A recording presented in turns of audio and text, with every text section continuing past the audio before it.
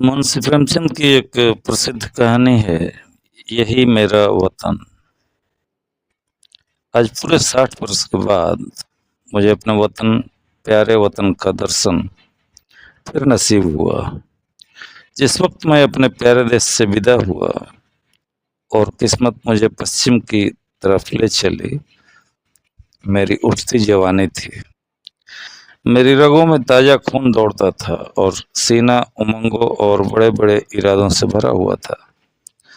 मुझे प्यारे हिंदुस्तान से किसी जालिम की सख्तियों और इंसाफ के जबरदस्त हाथों ने अलग नहीं किया था।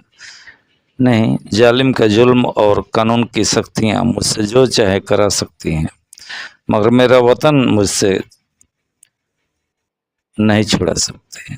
यह मेरे बुलंद इरादे और बड़े बड़े मंसूबे थे जिन्होंने मुझे देश निकाला दिया। मैंने अमेरिका में खूब व्यापार किया, खूब दौलत कमाई और खूब ऐश किए। भाग्य से बीवी भी ऐसी पाई जो अपने रूप में बेजोड़ थी,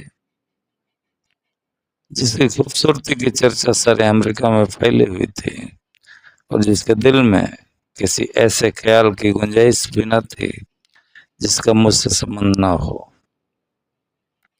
मैं उस पर दिलो जान से न्यौछावर था और वह मेरे लिए सब कुछ थी।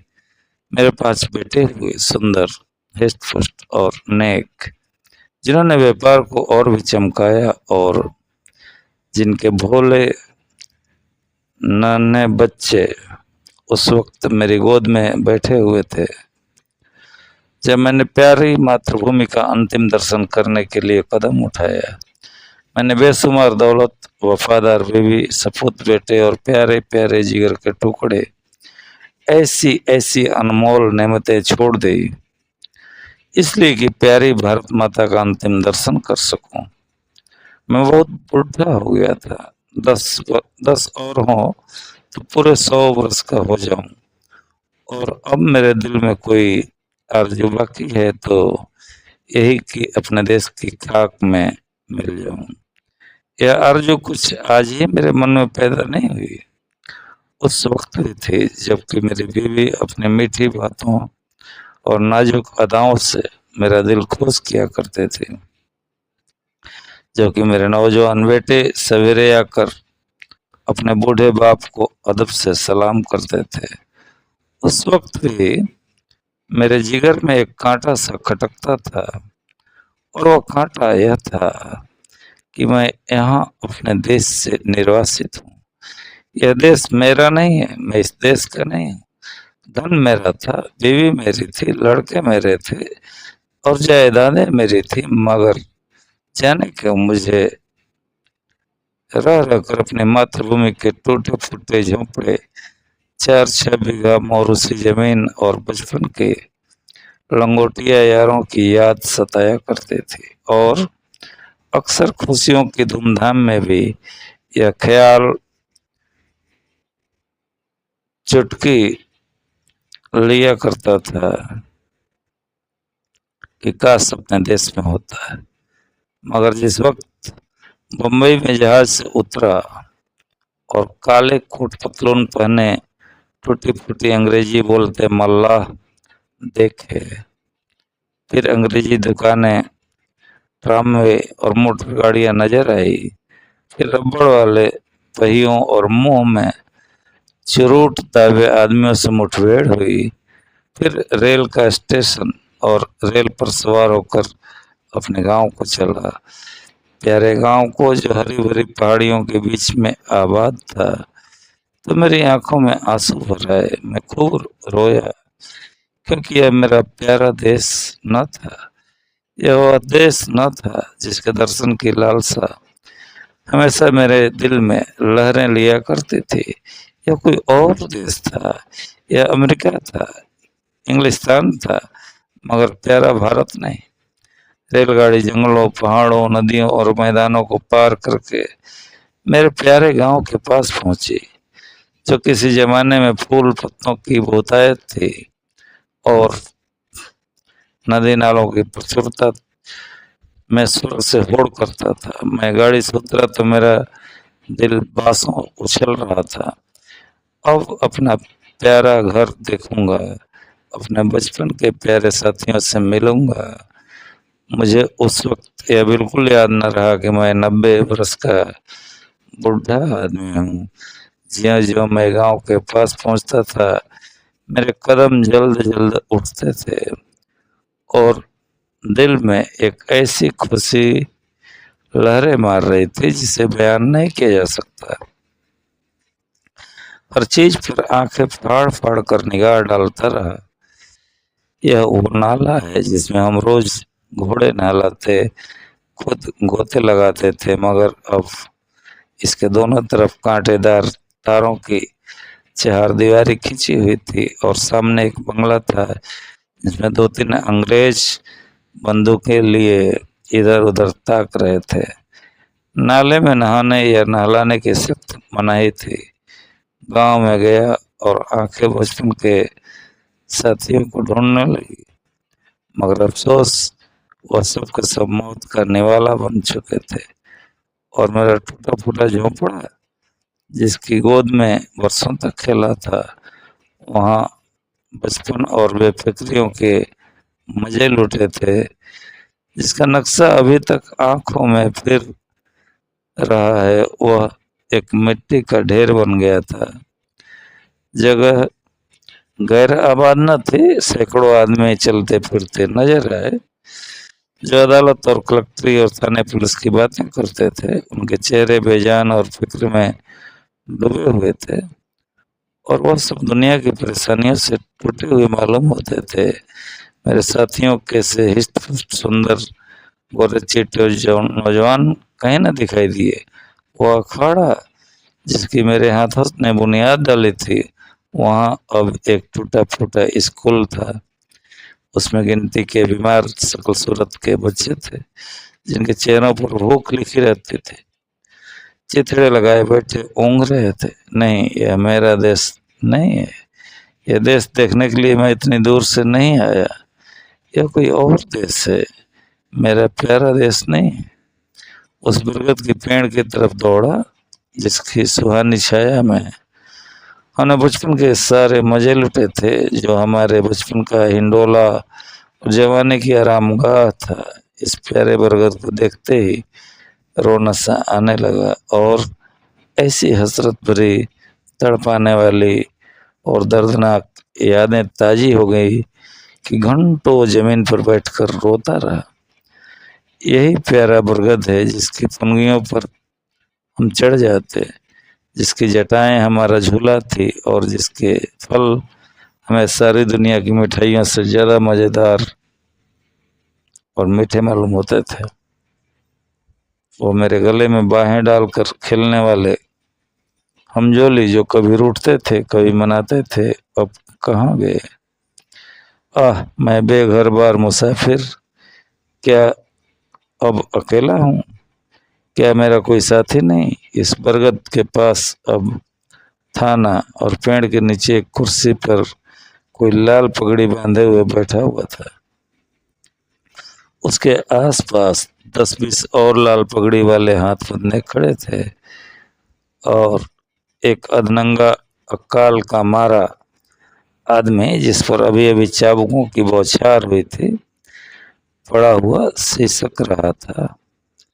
मुझे ख्याल आया, यह मेरा प्यारा देश नहीं है, यह कोई और देश है। यह यूरोप है, अमेरिका है, मगर प्यारा देश नहीं है, हरगिज नहीं।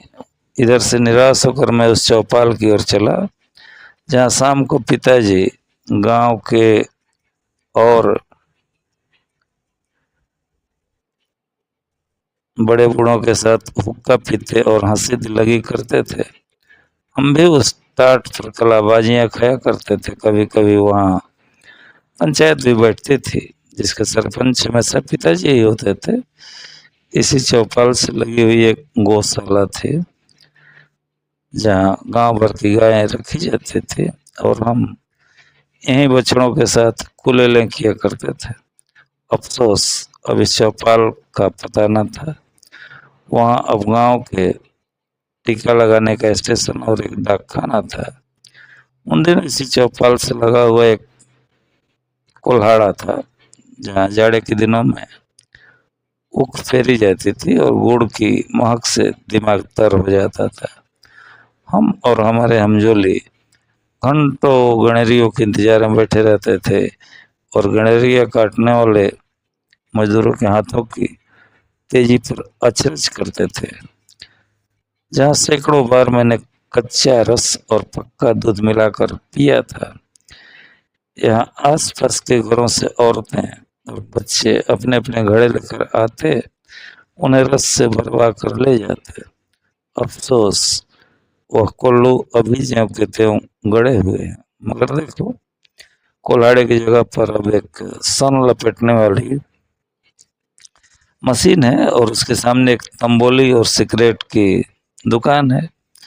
इस दिल को छलनी करने वाले दृश्यों के से दुखित होकर मैंने एक आदमी से, जो सूरत से शरीफ नजर आता था, कहा, बाबा मैं परदेसी मुसाफिर हूँ, रात भर पड़े रहने के लिए मुझे जगह दे दो। इस आदमी ने मुझे सर से पैर तक घूर कर देखा और बोला, आगे जाओ, यहाँ जगह नहीं है। मैं आगे गया और यहाँ से फिर हुक्म मिला, आगे जाओ। पांचवी बार सवाल करने पर एक साहब ने मुट्ठी भर चने मेरे हाथ पर रख दिए।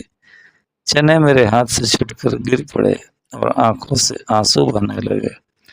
हाय, यह मेरा प्यारा देश नहीं है, यह कोई और देश है। यह हमारा मेहमान और मुसाफिर की आवभगत करने वाला प्यारा देश नहीं है, हरगिज नहीं। मैंने एक सिगरेट की डिबिया ली और सुनसान जगह पर बैठकर बीते दिनों की याद करने लगा कि एकाएक मुझे उस धर्मशाला का ख्याल आया जो मेरे प्रदेश जाते वक्त बन रहा था। मैं उधर की तरफ लपका कि रात किसी तरह वहीं काटूं, मगर अफसोस, हाय अफसोस, धर्मशाला की इमारत ज्यों की त्यों थी, लेकिन उसमें गरीब मुसाफिरों के रहने के लिए जगह न थी। शराब और शराबखोरी, जुआ और बदचलनी का वहाँ अड्डा था। यह हालत देखकर बरबस दिल से एक ठंडी आह निकली। मैं जोर से चीख उठा, नहीं, और 1000 बार नहीं, यह मेरा वतन, मेरा प्यारा देश, मेरा भारत नहीं है, यह कोई और देश है। वह यूरोप है, अमेरिका है, मगर भारत हरगिज नहीं। अंधेरी रात थी, गिदड़ और कुत्ते अपने राग आलाप रहे थे। मैं दर्द भरा दिल लिए उसी नाले के किनारे जाकर बैठ गया और सोचने लगा कि अब क्या करूं। क्या फिर अपने प्यारे बच्चों के पास लौट जाऊं और अपनी नामुराद मिट्टी अमेरिका की खाक में मिलाऊं? अब तो मेरा कोई वतन न था। पहले मैं वतन से अलग जरूर था, मगर प्यारे वतन की याद दिल में बनी हुई थी। अब बेवतन हूँ, मेरा कोई वतन नहीं। इसी सोच विचार में बहुत देर तक चुपचाप घुटनों में सिर दिए बैठा रहा। रात आंखों ही आंखों में कट गई। घड़ियाल ने 3 बजाए और किसी के गाने की आवाज कानों में आई। दिल ने गुदगुदाया, यह तो वतन का नगमा है, अपने देश का राग है। मैं झट उठ खड़ा हुआ। क्या देखता हूँ कि 15-20 औरतें, बूढ़ी, कमजोर, सफेद धोतियां पहने, हाथों में लोटे लिए स्नान को जा रही हैं और गाती जाती हैं, प्रभु मेरे अवगुण चित्त न धरो। इस मादक और तड़पा देने वाले राग से मेरे दिल की जो हालत हुई उसका बयान करना मुश्किल है। मैंने अमेरिका की चंचल से चंचल, हंसमुख से हंसमुख सुंदरियों के आलाप सुनी थी और उनकी जबानों से मोहब्बत और प्यार के बोल सुने थे, जो मोहक गीतों से भी ज्यादा मीठे थे। मैंने प्यारे बच्चों के अधूरे बोलों और तोतली बानी का आनंद उठाया था। मैंने सुरीली चिड़ियों का चहचहाना सुना था, मगर जो लुत्फ जो मज़ा, जो आनंद मुझे गीत में आया, वह ज़िंदगी में कभी और हासिल ना हुआ था। मैंने खुद गुनगुनाना शुरू किया, प्रभु मेरे अवगुण चित्त न धरो। तन्मय हो रहा था कि फिर मुझे बहुत से आदमियों की बोलचाल सुनाई पड़ी और कुछ लोग हाथों में पीतल के कमंडल लिए शिव शिव हर हर हर हर गंगे नारायण नारायण कहते हुए दिखाई दिए। मेरे दिल ने फिर गुदगुदाया, यह तो मेरे प्यारे देश की बातें हैं। मारे खुशी के दिल बाग बाग हो गया। मैं इन आदमियों के साथ हो लिया और 1 2 3 4 5 6 मील सा पहाड़ी का रास्ता पार करने के बाद हम उस नदी के किनारे पहुंचे जिसका नाम पवित्र है, जिसकी लहरों में डुबकी लगाना और जिसकी गोद में मरना हर हिंदू सबसे बड़ा पुण्य समझता है। गंगा मेरे प्यारे गांव से 6-7 मील पर बहती थी और किसी जमाने में सुबह के वक्त घोड़े पर चढ़कर गंगा माता के दर्शन को आया करता था। उनके दर्शन की कामना मेरे दिल में हमेशा थी। यहाँ मैंने हजारों आदमियों को इस सर्द ठिठुरते पानी में डुबकी लगाते देखा। कुछ लोग बालू पर बैठे गायत्री मंत्र जप रहे थे, कुछ लोग हवन करने में लगे हुए थे, कुछ लोग माथे पर टीके लगा रहे थे, कुछ लोग वेद मंत्र स्वर पढ़ रहे थे। मेरे दिल ने फिर गुदगुदाया और मैं जोर से कह उठा, हाँ हाँ, यही मेरा देश है, यही मेरा प्यारा वतन है, यही मेरा भारत है और इसी के दर्शन, इसी की मिट्टी में मिल जाने की आरज़ू मेरे दिल में थी। मैं खुशी से पागल हो रहा था। मैंने अपना पुराना कोट और पतलून उतार फेंका और जाकर गंगा माता की गोद में गिर पड़ा। जैसे कोई ना समझ भोला भाला बच्चा दिन भर पराए लोगों के साथ रहने के बाद शाम को अपनी प्यारी माँ की गोद में दौड़कर चला आए, उसकी छाती से चिपट जाए। हाँ, अब अपने देश में हूँ, यह मेरा प्यारा वतन है, यह लोग मेरे भाई, गंगा मेरी माता है। मैंने ठीक गंगा जी के किनारे एक छोटी सी झोपड़ी बनवा ली और अब मुझे सिवाय राम नाम जपने के और कोई काम नहीं। मैं रोज शाम सवेरे गंगा स्नान करता हूँ और यह मेरी लालसा है कि इसी जगह मेरा दम निकले और मेरी हड्डियाँ गंगा माता की लहरों की भेंट चढ़े। मेरे लड़के और मेरी बीवी मुझे बार बार बुलाते हैं, मगर अब मैं यह गंगा का किनारा और यह प्यारा देश छोड़कर वहाँ नहीं जा सकता। मैं अपनी मिट्टी गंगा जी को सौंपूंगा। अब दुनिया की कोई इच्छा, कोई आकांक्षा मुझे यहाँ से नहीं हटा सकती, क्योंकि यह मेरा प्यारा देश, मेरी प्यारी मातृभूमि है और मेरी लालसा है कि मैं अपने देश में मरूं।